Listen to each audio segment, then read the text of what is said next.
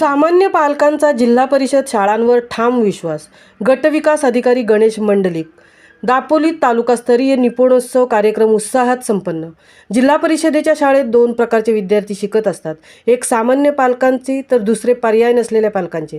सामान्य पालकांचे आपल्या मुलांचे जिल्हा परिषद शाळेत भवितव्य सुरक्षित असल्याची खात्री असते.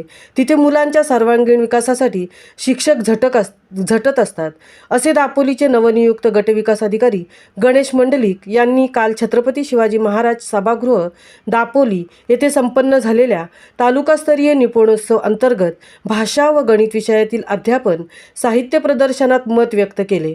आपणही जिल्हा परिषद शाळेत मराठी माध्यमातूनच अधिकारी झाल्याचेही त्यांनी सांगितले.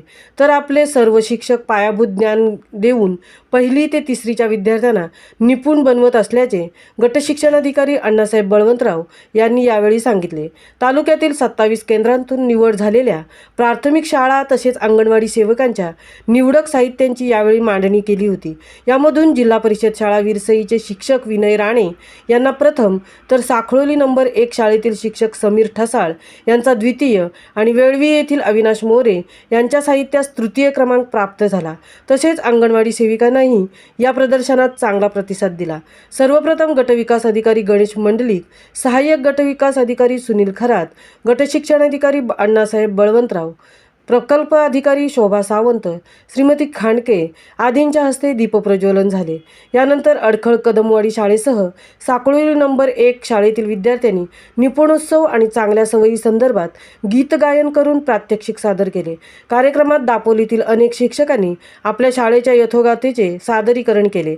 स्वागत प्रास्ताविक जयप्रकाश फडके यांनी केले, तर संपूर्ण कार्यक्रमाचे नियोजन नोडल ऑफिसर रामचंद्र सांगडे यांनी केले. साहित्याचे परीक्षण अर्जुन कांबळे व सुरेश पाटील यांनी केले. महामुंबईसह मिलिंद खारपाटील, दापोली.